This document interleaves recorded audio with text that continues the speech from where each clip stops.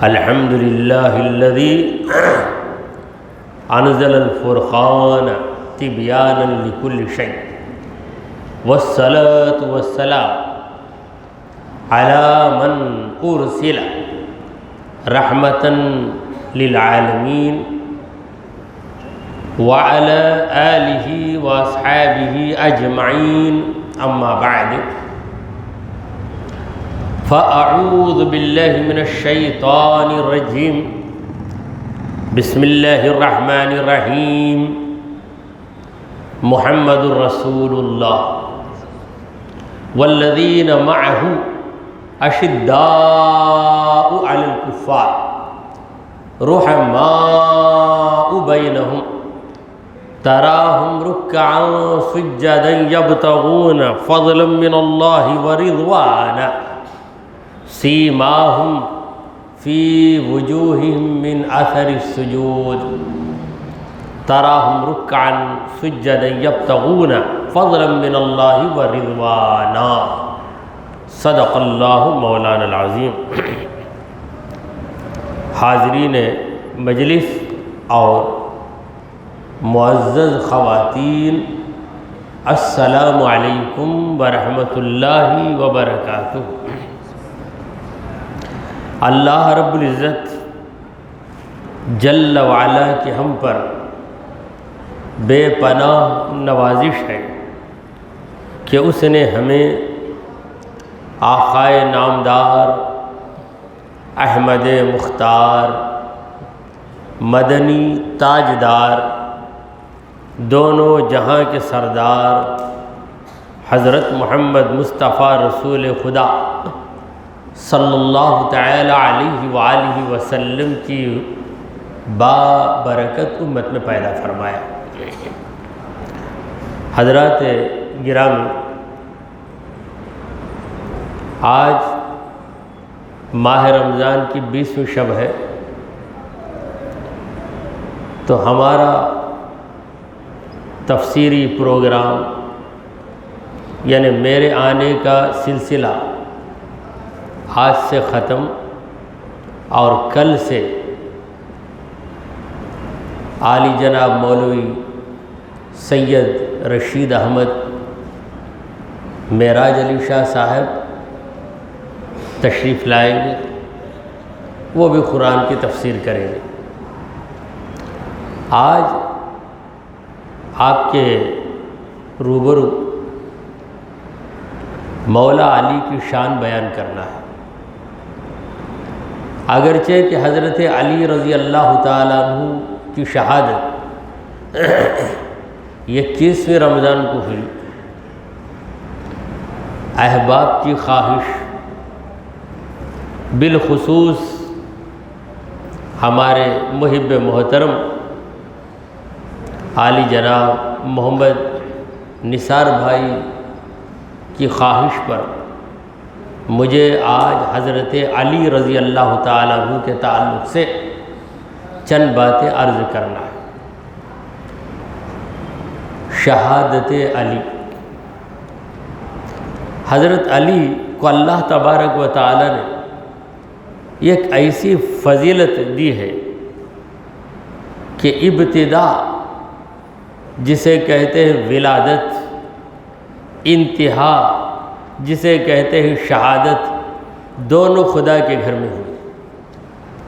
ولادت بھی اللہ کے گھر میں، شہادت بھی اللہ کے گھر میں، دونوں مسجد میں۔ گویا اللہ تبارک و تعالی نے اپنے اس خاص بندے کو پیدا ہی اس لیے کیا کہ اس بندے کا آنا بھی اس کے گھر میں ہو اور جانا بھی اس کے گھر سے ہو۔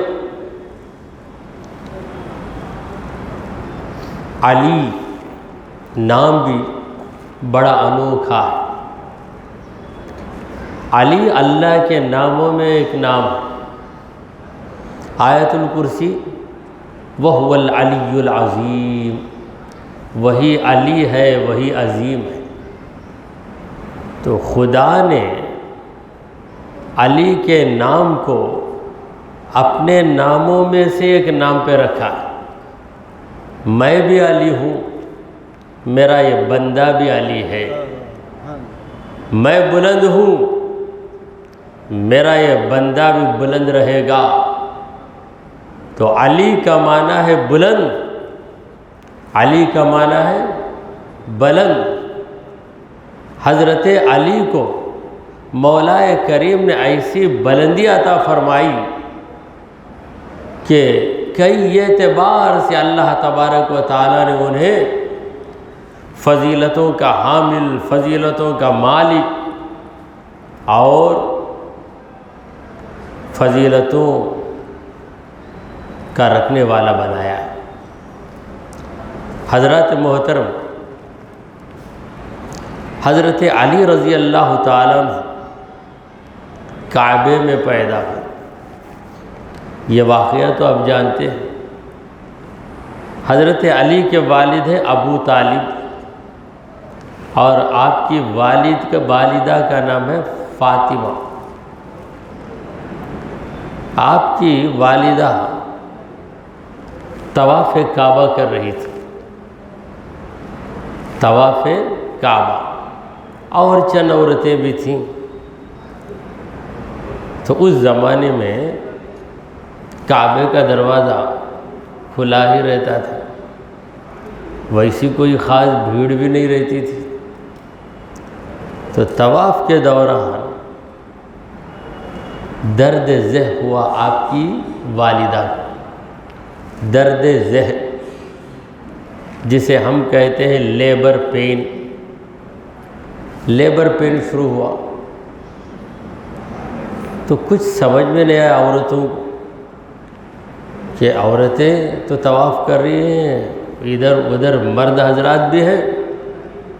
تب زچگی کا وقت آ گیا ہے، زچگی کے لیے کسی نہ کسی کمرے میں لے جانا ہے،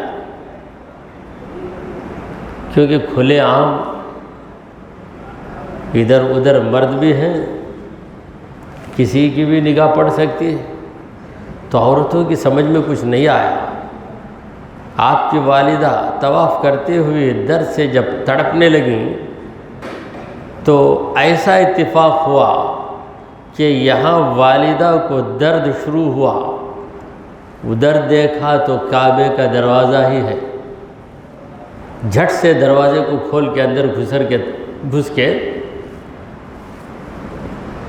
دروازہ بند کر لیا، اور حضرت علی پیدا ہو گئے۔ حضرت علی پیدا ہو گئے، الحمدللہ سب کے دلوں میں فرحت، خوشی، مسرت کی لہر دوڑ گئی۔ مگر ایک پریشانی آئی۔ وہ پریشانی یہ ہے کہ بچہ توانا ہے، تندرست ہے، خوبصورت ہے، چہرے میں چمک ہے، مگر آنکھ ہی نہیں کھول رہا ہے۔ عورتوں نے کوشش کی، کیونکہ اگر پیدائش کے بعد بچے کے ہاتھ پیر میں کچھ عدم توازن دیکھا جائے، عدم توازن یعنی کوئی چیز برابر نہیں ہے تو اس کو برابر کر دینا چاہیے، کیونکہ جسم کے سارے حصے نرم اور ملائم رہتے، تو آنکھ ہمیشہ بند نہ رہ جائے، اس لیے کوشش کی۔ بچہ ہے کہ کھولتا ہے نہیں، سب پریشان تھے، سب آ رہے ہیں، بلا رہے ہیں۔ حضور سرکار دو عالم صلی اللہ علیہ وسلم کو بھی خبر ہوئی کہ آپ کے چچا ابو طالب کو بیٹا پیدا ہو۔ دیکھیں حضور تشریف لائے، نبی کریم صلی اللہ علیہ وسلم جو ہی آئے علی نے نگاہوں کو کھول دیا۔ گویا علی اس دنیا میں آ کر سب سے پہلے جس چہرے کو دیکھنے والے تھے وہ مصطفیٰ کا چہرہ تھا۔ دوسرا چہرہ دیکھنا انہیں پسند نہیں تھا، انہیں پسند نہیں تھا، خدا کو یہ پسند نہیں تھا کہ علی کی نظر میں نبی سے پہلے کسی اور کا چہرہ اتر جائے۔ تو جو ہی محمد مصطفیٰ رسول خدا صلی اللہ تعالیٰ علیہ وآلہ وسلم تشریف لائے تو حضرت علی نے آنکھ کھول کر جلوہ حسن مصطفیٰ کو دیکھ لیا، نگاہوں میں تب سے جو بس آیا، ولادت کے وقت سے جو حسن مصطفیٰ کو بسایا، زندگی کے آخری لمحے تک مولا علی کے ذہن و دماغ میں، مولا علی کے قلب مبارک میں اگر تصور تھا تو مصطفیٰ کا تصور تھا، خیال تھا تو مصطفیٰ کا خیال تھا۔ یہ مقام و مرتبہ ہے حضرت علی رضی اللہ تعالیٰ عنہ۔ حضرات گرامی، کتنی فضیلتیں ہم بتائیں گے مولا علی کی۔ دیکھیں صوفیاء کرام کے جتنے سلاسل ہیں، چند ایک کے سوا اکثر سلاسل جس ہستی پہ جا کے رکتے ہیں وہ حضرت علی ہے۔ وہ سلسلہ قادریہ رہے یا سلسلہ چشتیہ رہے، حضرت علی پر سلسلہ ختم ہوتا ہے۔ حضرت علی کے بعد محمد رسول اللہ صلی اللہ تعالیٰ علیہ وآلہ وسلم تک ہم پہنچتے ہیں۔ گویا نبی تک پہنچنا ہے تو علی کے ذریعے پہنچنا ہے۔ جو علی سے ہٹا وہ نبی تک نہیں پہنچ سکتا، جو علی سے مل گیا وہ ضرور بضرور نبی سے مل گیا۔ حضرات گرامی، حضرت علی رضی اللہ تعالیٰ عنہ کچھ بڑے ہوئے۔ حضرت علی کے جو والد تھے ابو طالب، بہت ہی غریب انسان تھے، مگر کثیر العیال، بچے زیادہ تھے، کئی بچے تھے۔ حضرت علی کے کئی بھائی ہیں، تو آپ نے ایسا کیا کہ اپنے ایک رشتہ دار کو ایک بچہ سپرد کر دیا۔ حضرت ابو طالب کے جو رشتہ دار تھے انہوں نے خود سوچا کہ ایک انسان جس کی حیثیت یعنی مالی حیثیت کم ہے، اتنے بچوں کو کیسے پرورش کرے گا، چلو اس کا بوجھ آسان کر لے۔ تو ایک رشتہ دار نے ایک بیٹے کو لے لیا۔ محمد رسول اللہ صلی اللہ علیہ وسلم نے آگے بڑھ کر علی کو اپنی کفالت میں لے لیا، اپنے ذمے میں لے لیا کہ علی آج سے میرے گھر میں رہے گا، علی میرا بھائی نہیں میرا بیٹا ہے۔ تو حضرت علی رضی اللہ تعالیٰ عنہ نبی کریم صلی اللہ علیہ وسلم کے ساتھ رہنے لگے، بچپن ہی میں ساتھ رہنے لگے۔ حضور اکرم صلی اللہ علیہ وسلم نماز پڑھتے تھے، آپ کے ساتھ بی بی خدیجۃ الکبریٰ بھی نماز پڑھتی تھی۔ حضرت علی رضی اللہ تعالیٰ عنہ دیکھتے تھے اور خود بھی نماز پڑھتے تھے۔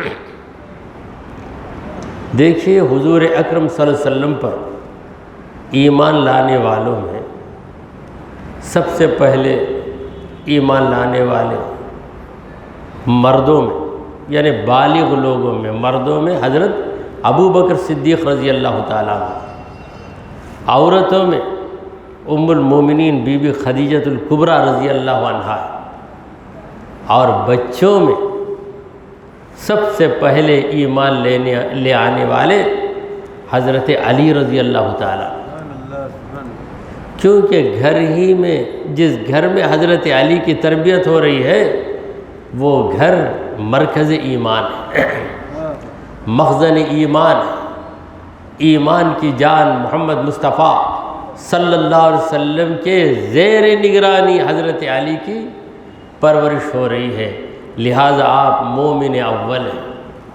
کس اعتبار سے؟ بچوں میں آپ سے پہلے کوئی بچہ اس عمر کا ایمان نہیں لایا، آپ کے بعد کئی بچے ایمان لائے، مگر حضرت علی سے آگے کوئی ایمان نہیں لایا. گھر میں تھے، رسول کریم صلی اللہ علیہ وسلم کی تمام کیفیتوں کو دیکھا ہے.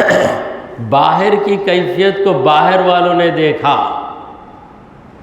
اندر کی کیفیت کو گھر والوں نے دیکھا، مگر علی کی یہ شان ہے کہ باہر کی کیفیت کو بھی دیکھا، اندر کی کیفیت کو بھی دیکھا. وجہ یہ ہے کہ جو مرد تھے وہ گھر کے باہر رہتے تھے، انہوں نے حضور کی بیرونی کیفیات کو دیکھا ہے، گھر کے باہر جو کیفیت تھی اس کو دیکھا ہے. اور عورتیں خدیجۃ الکبریٰ گھر میں رہتی تھیں، حضور اکرم صلی اللہ علیہ وسلم کے جو گھریلو حالات تھے ان کو خدیجۃ الکبریٰ نے دیکھا.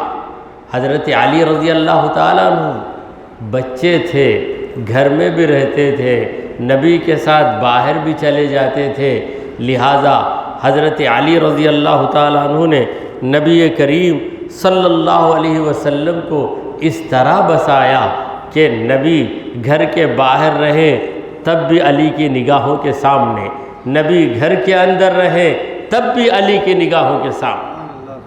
تو یہ فضیلت، یہ مقام، یہ مرتبہ کسی کو ملا ہے تو وہ حضرت علی رضی اللہ تعالیٰ عنہ کو ملا ہے. سامعین کرام، جب صحابہ کرام نے ہجرت کی، ہجرت کر کے مدینہ پہنچ گئے تو حضور اکرم صلی اللہ علیہ وسلم نے ایک مہاجر کو دوسرے کسی انصاری کا بھائی بنا دیا. انصاری مدینے میں رہنے والے صحابی، مہاجر مکے سے آئے ہوئے صحابی. حضور اکرم صلی اللہ علیہ وسلم کی حکمت کو نوٹ کیجئے کہ دو مہاجروں کو بھائی بنا دیتے تو بھی بات ہوتی تھی، مگر مہاجروں کا تعلق مہاجروں ہی سے رہتا، انصاریوں سے کیسے ہوتا؟ انصاریوں سے تعلق ہونا چاہیے. لہذا ایک مہاجر صحابی دوسرے انصاری صحابی دونوں کو جوڑ دیا. یہ سارا معاملہ ختم ہو گیا. حضرت علی رضی اللہ تعالیٰ عنہ تو دیر سے پہنچے، بعد میں پہنچے تھے. حضرت علی تنہا رہ گئے. حضرت علی نے سوچا کہ محمد مصطفیٰ صلی اللہ علیہ وسلم نے ایک مہاجر کو کسی نہ کسی انصاری کا بھائی بنا دیا ہے، مگر میرے آقا نے مجھے تنہا چھوڑ دیا ہے، مجھے کسی کا بھائی نہیں بنایا. دکھ ہوا. آخر انسان ہی تو ہے، عمر بھی چھوٹی ہے. سرکار دو عالم صلی اللہ علیہ وسلم کو اطلاع ملی. حضور اکرم صلی اللہ علیہ وسلم نے بلایا، اے علی کیا رنج ہے تمہیں، کیا دکھ ہے تمہیں؟ عرض کرنے لگے، یا رسول اللہ، ہر ایک مہاجر کا ایک بھائی ہو گیا، لیکن میں اکیلا ہوں، میں تنہا ہوں، میں کسی کا بھائی نہیں بنا. رسول کریم صلی اللہ علیہ وسلم نے فرمایا، اما ترضی، اے علی کیا تو اس بات سے راضی نہیں ہے، ان تکون منی بمنزلتی ہارون من موسیٰ، جس طرح ہارون موسیٰ کے بھائی تھے. اے علی کیا تو پسند نہیں کرتا کہ تو میرا بھائی ہو جائے؟ میں تجھے کسی انصاری کے حوالے نہیں کروں گا، تو میرا تھا، میرا ہے، میرا ہی رہے. کسی انصاری کا تو بھائی نہیں بنے گا، تو میرا بھائی بنے گا. اور کس میں مجال کہ حضور کے بھائی ہونے کا دعویٰ کرے. ہر مہاجر کو حضور نے ایک انصاری کا بھائی بنایا. اور حضور اکرم صلی اللہ علیہ وسلم کی حیثیت کیا ہے؟ آپ خود بھی مہاجر ہیں، مکے سے ہجرت کر کے مدینہ آئے، تو ہمارے نبی بھی ایک مہاجر، اور ہمارے نبی بھی کسی انصاری کو بھائی بنانا چاہتے تو بنا لیتے کہ یہ انصاری میرا بھائی ہے. تو اس میں بہت کیا ہو جاتا تھا، دلوں کو دھکے پہنچتے تھے. ایک کو بنا لیتے، دوسرے سارے انصار سوچتے ہم کو نبی نے نہیں بنایا، ان کو ہی بنا لیا، سب رنجیدہ ہوتے۔ تو رسول کریم صلی اللہ علیہ وسلم نے اپنے لیے بھائی کا جو رشتہ تھا اسے پوشیدہ رکھا، پھر یہ اعلان کر دیا کہ علی میرا بھائی۔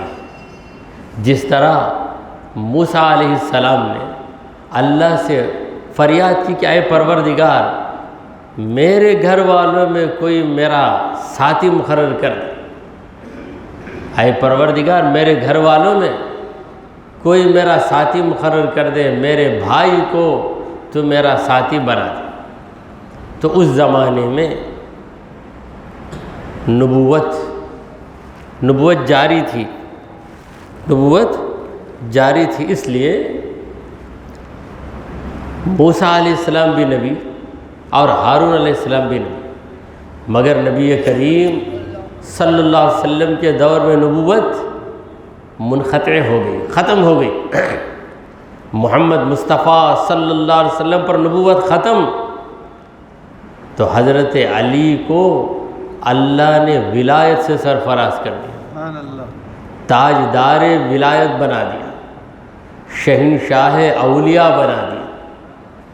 حضرات محترم، حضرت علی مرتضیٰ رضی اللہ تعالیٰ عنہ کے فضائل و کمالات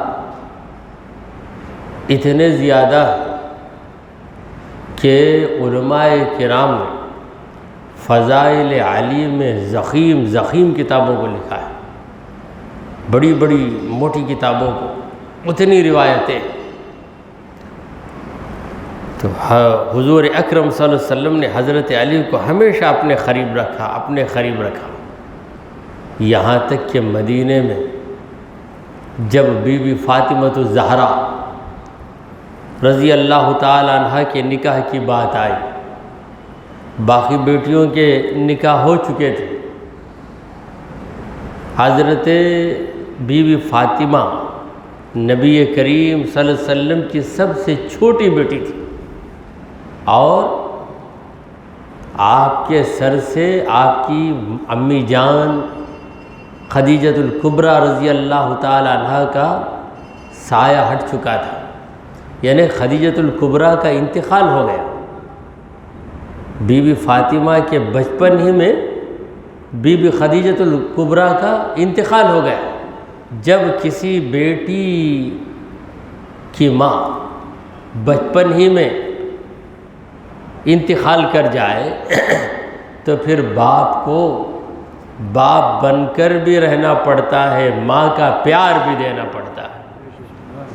تو ہمارے نبی کریم صلی اللہ علیہ وسلم نے بی بی فاطمہ کو باپ کا پیار بھی دیا، ماں کا پیار بھی دیا، باپ کی محبت بھی دی، اور ایسا سلوک کرتے رہے کہ بی بی فاطمہ کو احساس نہ ہو کہ میں ماں کے بغیر ہوں۔ اس طرح رسول کریم صلی اللہ علیہ وسلم نے بی بی فاطمہ کو سنبھالا، اور سارے صحابہ جانتے تھے کہ بی بی فاطمہ الزہرا رضی اللہ تعالی عنہا نبی کریم صلی اللہ علیہ وسلم کی بڑی لاڈلی بیٹی، بڑی چہیتی بیٹی۔ حضور پرنور سید عالم صلی اللہ علیہ وسلم نے فرمایا کہ فاطمہ بضعۃ منی، فاطمہ تو میرے جسم کا ٹکڑا ہے، میرے جسم کا ٹکڑا ہے، جو فاطمہ سے محبت کیا میری خاطر محبت کیا۔ تو بی بی فاطمہ الزہرا، زہرا لقب ہے، بڑی عبادت گزار، بڑی سنجیدہ مزاج، بڑی تقوی شعار، شرم و حیا کی پتلی تھی، جسم کے خون کے قطرے قطرے میں شرم، حیا، عزت اور پاک دامن۔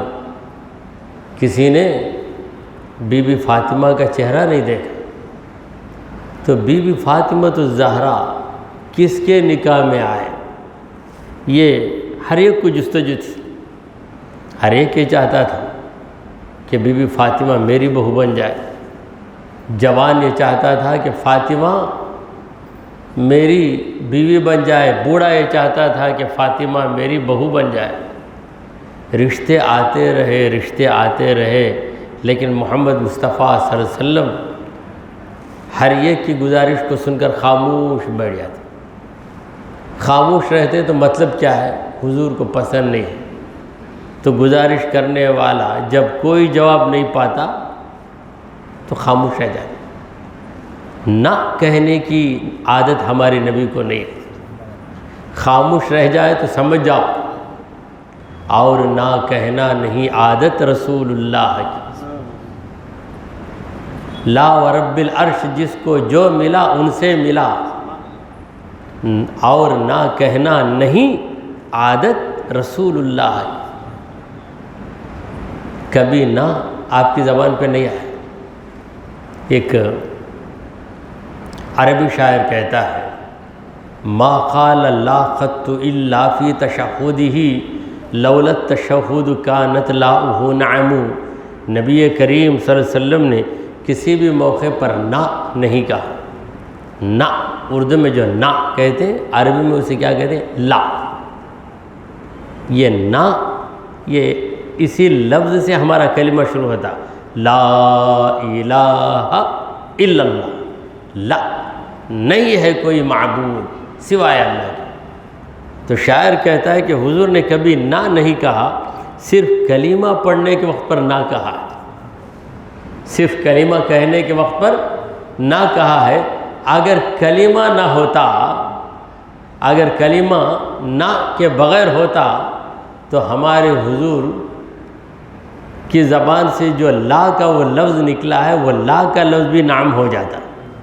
تو یہ شاعر کا تخیل ہے، شاعر کے انداز تکلم کا ایک جلوہ ہے۔ تو چلیے، حضور اکرم صلی اللہ علیہ وسلم خاموش ہیں، صحابہ کرام نے دیکھا۔ آخر بعض صحابہ نے حضرت علی سے کہا کہ اے علی، تم کیوں نہیں پوچھتے؟ رسول کریم صلی اللہ علیہ وسلم کے پاس جا کر، کیونکہ تمہاری عمر ابھی 22 سال کی ہے، 20 کے اوپر عمر ہوئی ہے۔ بی بی فاطمہ الزہرا رضی اللہ عنہا ابھی شادی لائق ہوئی ہے، 15 سال یا 16 سال، تو تم کیوں نہیں پوچھتے؟ حضرت علی رضی اللہ تعالیٰ عنہ کے دل میں بھی تو آرزو ہوگی۔ تو جب شوق دلایا گیا، کوئی آگے نہیں بڑھتا ہے تو اس کو پش کیا جاتا ہے، تو حضرت علی کو پش کیا گیا، آگے بڑھایا گیا۔ تو آپ آئے، آ کر نبی کریم صلی اللہ علیہ وسلم کے سامنے ادب سے بڑھ گئے، کچھ بولتے ہی نہیں۔ وہ نبی جن سے لوگوں نے رشتہ مانگا تو نبی خاموش ہو گئے، آج علی خاموش ہے، نبی بول رہے کہ اے علی بتاؤ تمہاری کیا آرزو، اے علی بتاؤ تم کیوں خاموش بیٹھے ہو؟ جب سرکار دو عالم صلی اللہ علیہ وسلم نے خود پوچھا، تب حضرت علی نے بڑے ادب سے عرض کی، یا رسول اللہ، اگر آپ راضی ہیں تو آپ کی دختر نیک اختر کو میرے نکاح میں دیجیے۔ حضور اکرم صلی اللہ علیہ وسلم نے اسی لمحہ کہا، اے علی منظور ہے، میرا داماد تو نہ بنے تو پھر کون بنے گا؟ فاطمہ کا شوہر تو نہ بنے تو کون بنے گا؟ رب نے فاطمہ کو تیرے لیے پیدا کیا، تجھے فاطمہ کے لیے پیدا کیا، اور تم دونوں سے نکلنے والے پھلوں کے نام حسن ہے، حسین ہے، اور میری پوری اولاد اے علی تیرے بیٹوں ہی سے پھیلنے والی ہے پوری دنیا۔ کہیں حسنی سادات ہیں، کہیں حسینی سادات۔ حضرت غوث العظم حسنی سید ہے، خواجہ غریب نواز حسینی سید ہے۔ حضرات گرامی، نکاح کی تاریخ طے ہو گئی۔ مسجد نبوی میں نکاح کے لیے حضرت علی حاضر ہو گئے۔ رسول کریم صلی اللہ علیہ وسلم نے اپنی بیٹی کا نکاح پڑھایا، چونکہ بیٹی کی عمر کم بھی تھی اور اس دور میں ایسا تھا کہ رخصتی بعد میں بھی کرتے تھے، لہٰذا چند مہینوں کے بعد ماہ رجب میں نکاح ہوا، ماہ ذی الحجہ میں رخصتی ہوئی۔ حضرت علی رضی اللہ تعالیٰ عنہ جب بی بی فاطمہ کو لے کر اپنے گھر گئے تب آپ نے ولیمہ کروایا۔ ولیمہ کیا تھا؟ روایت میں ہے کہ چند کھجوریں، کچھ پنیر، بس روٹیاں تھیں، اسی میں ولیمہ ہو گیا۔ مگر آج ولیمہ جب ہم پڑھتے ہیں تو کاغذ پہ ہے VALIM یہ ولیمہ، دماغ میں ہے BRIYANI بریانی، وہ دیکھتے ہی بریانی کا تصور آ جاتا ہے۔ ولیمہ مسنونہ، دیکھیے پرانے لوگوں کے اندر بڑی نزاکت تھی، ان کا ذہن بہت تیز تھا۔ صرف ولیمہ نہیں کہیں گے، ولیمہ مسنونہ یعنی سنت ولیمہ۔ سنت ولیمہ کب ہوتا ہے؟ رخصتی ہو جائے، دولہا دلہن میں ملن ہو جائے، اس کے بعد جو ولیمہ ہوتا ہے وہی مسنون ولیمہ۔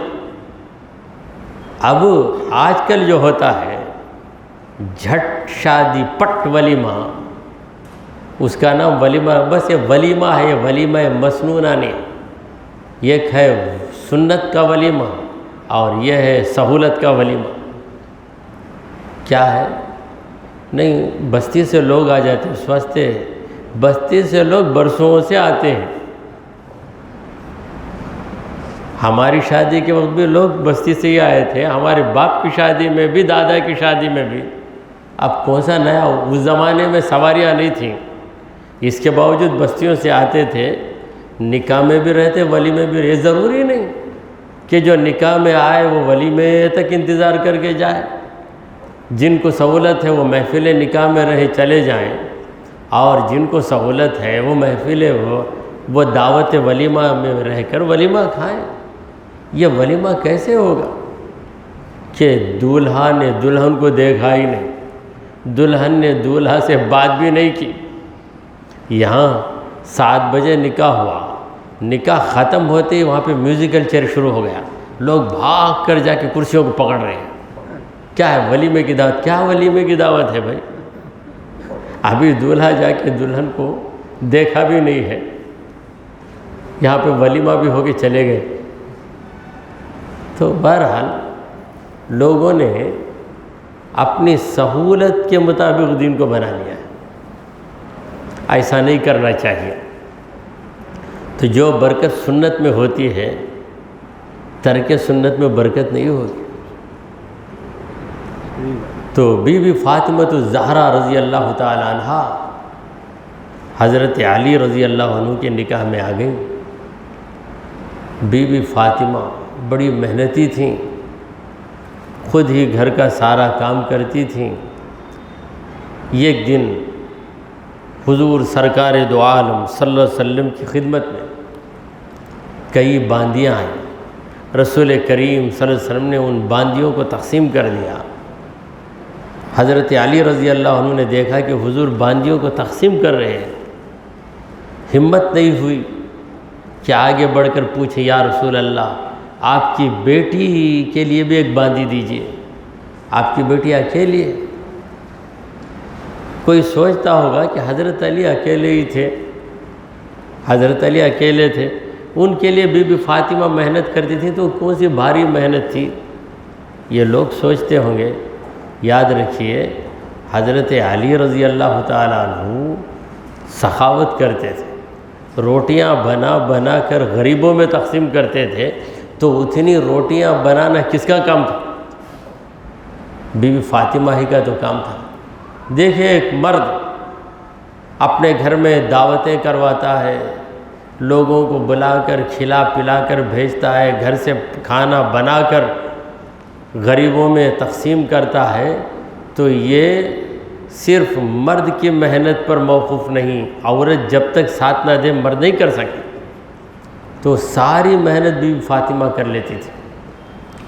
تو حضرت علی نے بی بی فاطمہ سے کہا کہ اے فاطمہ، تم خود جاؤ اور اپنے ابا جان سے کہو کہ ابا جان بہت محنت ہو رہی ہے، اللہ نے آپ کو باندیاں دی ہیں، مجھے بھی ایک باندی دے دیجئے۔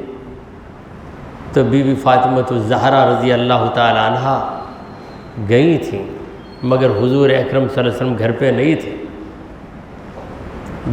بی بی عائشہ صدیقہ کے پاس جاتی ہیں اور ماجرا سناتی ہیں کہ اس طرح میرے شوہر نے مجھے گزارش کرنے کے لیے بھیجا ہے، میرے ہاتھ میں چھالے پڑ گئے ہیں۔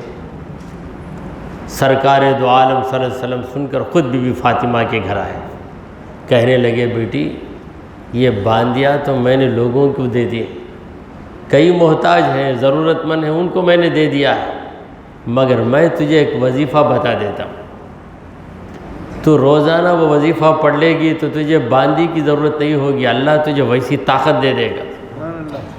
30 پر 3 مرتبہ سبحان اللہ، 30 پر 3 مرتبہ الحمدللہ، اور 30 پر 4 مرتبہ اللہ اکبر، یہ پڑھ لے۔ اسی لیے اس تسبیح کا نام ہے تسبیح فاطمہ۔ حاضرین گرامی، بات بڑھ رہی ہے، وقت گزر رہا ہے، چلیے میں اصل موضوع کی طرف آ رہا ہوں۔ اللہ تبارک و تعالیٰ نے حضرت علی رضی اللہ تعالیٰ عنہ کو بے شمار فضائل عطا کیے۔ آپ فاتح خیبر ہیں، خیبر کو فتح کرنے والے ہیں، آپ کا لقب ہے حیدر کرار، یعنی ایسا شیر جو بار بار دشمنوں پہ حملہ آور ہوتا ہے۔ حضور سرکار دو عالم صلی اللہ علیہ وسلم نے فرمایا کہ من کنت مولاہ فعلی مولاہ، جس کا میں مولا ہوں علی بھی اس کا مولا ہے، یعنی جو مجھے اپنا آقا مانے گا وہ علی کو بھی اپنا آقا مانے گا۔ حضور اکرم صلی اللہ علیہ وسلم نے فرمایا کہ انا مدینۃ العلم وعلی بابها، میں علم کا شہر ہوں، علی اس شہر کا دروازہ، یعنی میں علم کا شہر ہوں، اس شہر میں دروازے کے بغیر نہیں پہنچ سکتے تم، وہ دروازہ مولا علی ہے۔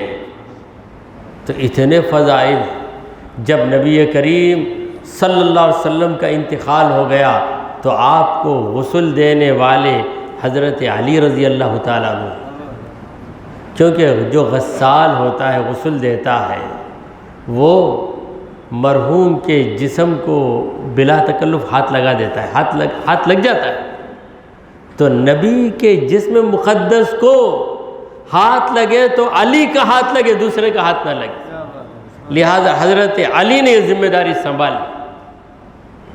سامعین کرام، حضرت علی رضی اللہ تعالیٰ عنہ چوتھے خلیفہ ہیں۔ ابو بکر صدیق، عمر فاروق، عثمان غنی، یہ 3 خلفاء تھے۔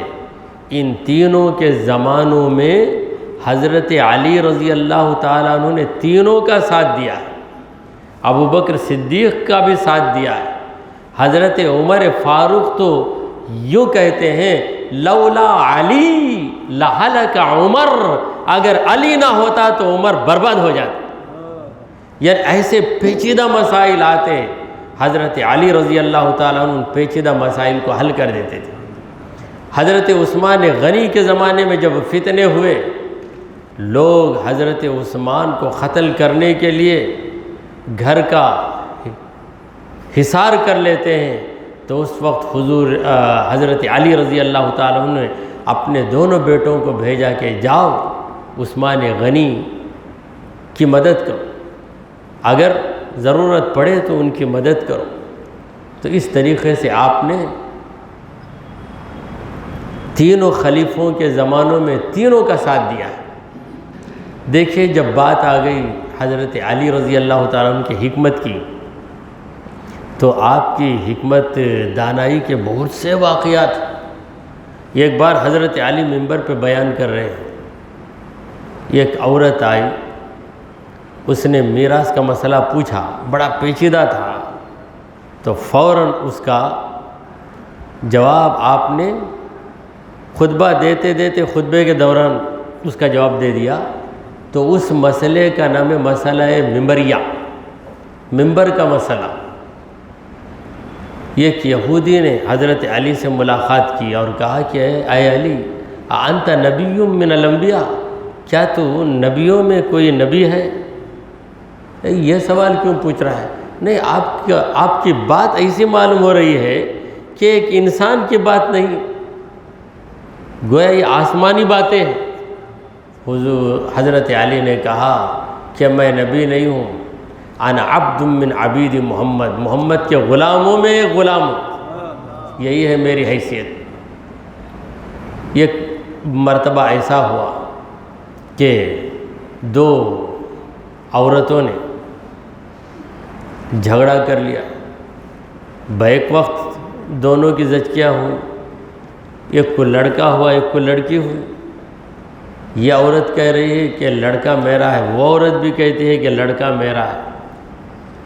تو لڑکے کی ماں کون، لڑکی کی ماں کون ہے، یہ کیسے سمجھا جائے؟ کون فیصلہ کرے گا؟ لوگ حیران ہیں۔ حضرت علی نے کہا میں فیصلہ کر رہا ہوں کہ ایک چھوٹا سا ترازو لاؤ، اس کا بھی دودھ لگاؤ، نکالو، نشان لگا لو کہ وہ جو ترازو کا جو پلڑا ہے اس پہ اس عورت کا نام لکھ دو، اس پہ اس کا نام لکھ دو، جس پہ اس کا نام ہے اس کا دودھ اس پہ ڈال دو۔ عورت دودھ نکال کے دے، ڈال دے، اتنی ہی مقدار اس کا دودھ بھی نکالو، ڈال دو، تولو۔ جب تولا گیا تو ایک عورت کا دودھ وزنی ہو گیا، حالانکہ دونوں کی مقدار ایک ہے۔ دیکھیں یہ ایک گلاس پانی اور دوسرے گلاس پانی لائے تو دونوں کا وزن ایک ہی رہے گا، مگر ایک دودھ کا وزن زیادہ ہے۔ یعنی جس عورت کے دودھ کا وزن زیادہ ہے وہ وزن اس دودھ سے ڈبل وزن رہے گا، تو جس عورت کے دودھ کا وزن ڈبل ہے وہ عورت لڑکے کی ماں ہے، اور جس عورت کے دودھ کا وزن کم ہے وہ لڑکی کی ماں ہے۔ لوگوں نے کہا اے علی یہ بات تمہارے ذہن میں کیسے آ گئی؟ آج تک کسی انسان کے بھیجے میں نہیں آئی۔ کہنے لگے قرآن نے مجھے علم دیا ہے۔ کیا قرآن نے کیسے دیا؟ قرآن کہتا ہے وَلِلذَّكَرِ مِثْلُ حَظِّ الْأُنْثَيَيْنِ، وراثت میں لڑکی کو جتنا حصہ ملے گا ڈبل حصہ لڑکے کو ملے گا۔ تو جب وراثت میں ملے گا تو دودھ میں بھی لڑکی کو جتنی طاقت ہے لڑکے کو اس سے ڈبل طاقت کی ضرورت ہے۔ جب ڈبل طاقت کی ضرورت ہے تو اس کا دودھ ڈبل قوت والا ہونا چاہیے۔ جب قوت ڈبل رہے گی تو وزن بھی ڈبل ہی رہے گا نا۔ تو ایسی حکمت تھی حضرت علی رضی اللہ تعالیٰ عنہ کی۔ ایک بار ایسا ہوا کہ دو دوست نکلے، ایک کے پاس 5 روٹیاں تھیں، دوسرے کے پاس 3 روٹیاں تھیں، دونوں بیٹھے۔ اچانک ایک شخص آ کے سلام کیا تو دونوں نے کہا کہ بھائی آ جاؤ تم بھی۔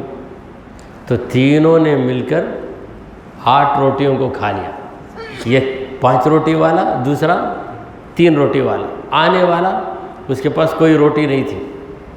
کھانے کے بعد وہ 8 درہم دیتا ہے، 8 درہم دے کر کہتا ہے کہ تم لوگ تقسیم کرو۔ تو 5 روٹی والا بولا کہ میں 5 روٹیاں رکھتا ہوں، مجھے 5 درہم دے دو، تم 3 روٹی تم 3 رکھو۔ 3 روٹی والا بولا نہیں، ہم دونوں یکساں بیٹھے تھے، آنے والا آ کے دے کر گیا تو دونوں یکساں تقسیم کریں گے، تم 4 رکھو ہم 4 رکھو۔ اس معمولی بات پہ جھگڑا ہو گیا۔ نہیں مجھے 5 ملا، میں 5 روٹیاں والا. وہ بولا نہیں، دونوں مل کر اس کو بلائے تھے. تو حضرت علی تک بات چلی گئی. حضرت علی نے پورا ماجرا سن کر کہا 3 روٹی والے، یہ جو 5 والا تجھے 3 دیتا ہے لے لے، اس میں تجھے فائدہ ہے، 2 درہم بڑھ کر ملیں گے تجھے. اگر میں انصاف کروں گا تو تجھے 1 درہم ہی ملے گا. وہ کیسے؟ انصاف کروں گا تو 1 درہم ہی تجھے ملے گا. اچھا مجھے انصاف ہی سے بتائیے. کہا دیکھ اس کے پاس 5 روٹیاں، تیرے پاس 3 روٹیاں. اب اس کو تم 3 آدمیوں نے کھایا تو 1 روٹی کے 3 ٹکڑے کرو تو 5 روٹی کے کتنے ٹکڑے ہو گئے؟ 15. تیرے پاس 3 روٹیاں تھے، یہ 9. 15 بے 9 کتنے ہو گئے؟ 24 ٹکڑے ہو گئے. 24 ٹکڑے میں 5 روٹی والا 8 ٹکڑے کھایا، 3 روٹی والا تو بھی 8 ٹکڑے کھایا، آنے والا آدمی 8 ٹکڑے کھایا. تو آنے والا آدمی کتنے ٹکڑے کھایا؟ 8. تو 1 ٹکڑے کا 1 درہم دے دیا. اب تیرے پاس تیرے 3 روٹیاں کے کتنے ٹکڑے تھے؟ 9 میں 8 تو کھا لیا تو تیرے کتنے ٹکڑے گئے؟ اس کے پاس 1 ٹکڑا گیا. یہ 5 روٹیاں والا اس کے کتنے ٹکڑے ہوئے؟ 15. 15 میں 8 کھا لیا تو اس کے کتنے ٹکڑے گئے؟ 7. اس کے 7 ٹکڑے گئے، 7 درہم اسے دے دے، تیرا 1 ہی ٹکڑا گیا، 1 درہم تو لے لے. بلا انصاف ہے، سمجھ گیا.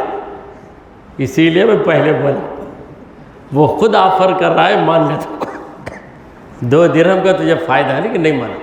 تو ایسا بھاری حساب تھا حضرت علی رضی اللہ عنہ. دیکھیں جب انسان فضائل و کمالات والا ہوتا ہے تو اس کے دشمن بھی زیادہ ہو جاتے ہیں.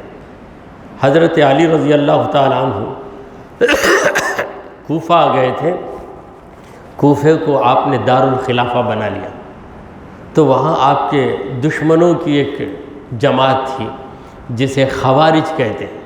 یہ لوگ حضرت عثمان کے بھی دشمن تھے، حضرت معاویہ کے بھی دشمن تھے، حضرت علی رضی اللہ تعالیٰ عنہ کے بھی دشمن تھے. تو خوارج کا جو فرقہ تھا یہ ایک فرقہ تھا جو صحابہ کو برا بھلا کہتا تھا. خوارج کا عقیدہ تھا کہ صحابہ غلط ہے.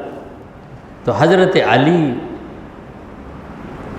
اور حضرت معاویہ، عمرو بن عاص، ان تینوں کو قتل کر دیا جائے. تو اس طرح خوارج نے ایک منصوبہ کیا. اس میں ابن ملجم نامی شخص کو حضرت علی کے قتل کے لیے تیار کیا گیا. تو یہ ابن ملجم حضرت علی کے پاس بہت پہلے زیادہ آتا جاتا تھا، رہتا تھا. تو حضرت علی کے بارے میں اسے پتہ تھا کہ کب گھر سے نکلیں گے، کب مسجد کو جائیں گے. حضرت علی رضی اللہ عنہ کی عادت تھی کہ آپ فجر کے لیے نکلتے تو راستے میں اپنی لاٹھی سے ٹھوکتے تھے اور کہتے تھے کہ نماز کا وقت ہے، نکلو نکلو نکلو کہتے ہوئے مسجد تک چلے جاتے تھے. رمضان کا مہینہ تھا، لوگ سحری سے فارغ ہوئے، حضرت علی نماز فجر کے لیے نکلے، مسجد کے پاس آئے. مسجد کے دروازے کے پیچھے ابن ملجم چھپا ہوا تھا. جو ہی حضرت علی رضی اللہ تعالیٰ عنہ داخل ہوئے، یہ 21واں روزہ تھا. حضرت علی روزے کی حالت میں ہے. نماز فجر کے لیے جو ہی داخل ہوئے، اس ظالم نے آپ پر حملہ کیا. جو ہی حملہ ہوا، حضرت علی کی زبان سے کیا لفظ نکلے. اچانک حملہ ہو جائے تو لوگ کیا کرتے؟ ہاں آیو، چیختے چلاتے، یہ مصیبت، کیا پریشانی. حضرت علی کہتے ہیں فزت ورب الکعبہ، رب کعبہ کی قسم آج میں کامیاب ہو گیا. میرے نبی نے جو بتایا تھا آج وہ وعدہ پورا ہو گیا. پھر نماز فجر ہوئی، گرفتار کر لیا گیا. ابن ملجم پھنس گیا. حضرت علی نے کہا کہ وہ میرا مہمان ہے، میرا مہمان ہے اسے یوں ہی رکھو، ابھی اسے قتل مت کرو، میرے بعد جو کرنا ہے کر لو، ابھی قتل مت کرو، اس کے لیے نرم بستر رکھو، اچھی غذا دو، پہلے اس کو شربت پلاؤ۔ پریشان حال، جب شربت دیا گیا تو اس نے کہا نہیں میں نہیں پیوں گا، اس میں زہر رہے گا، اس کو شبہ تھا۔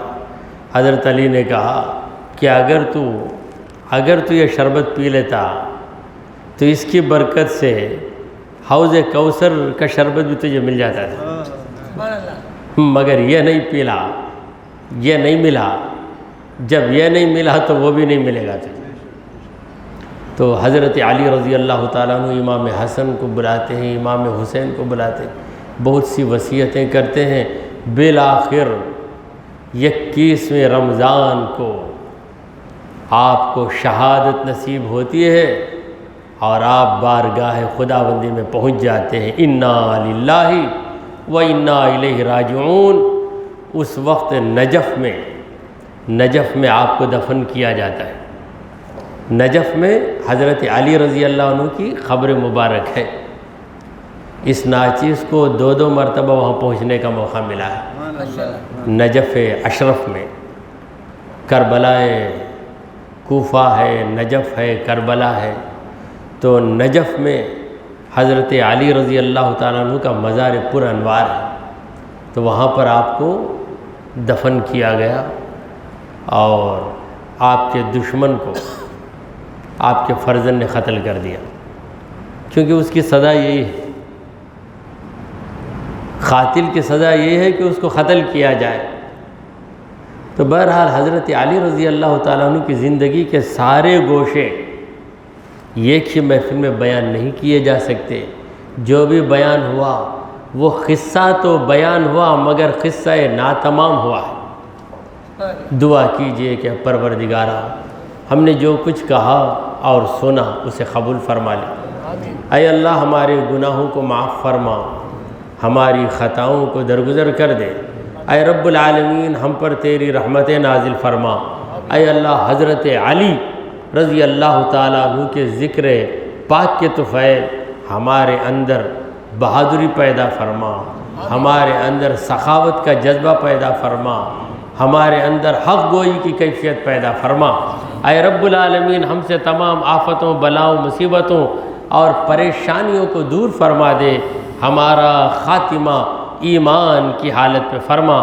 وصلی اللہ تعالی علی خیر خلقہ سیدنا ومولانا محمد وعلی آلہ وصحابہ اجمعین۔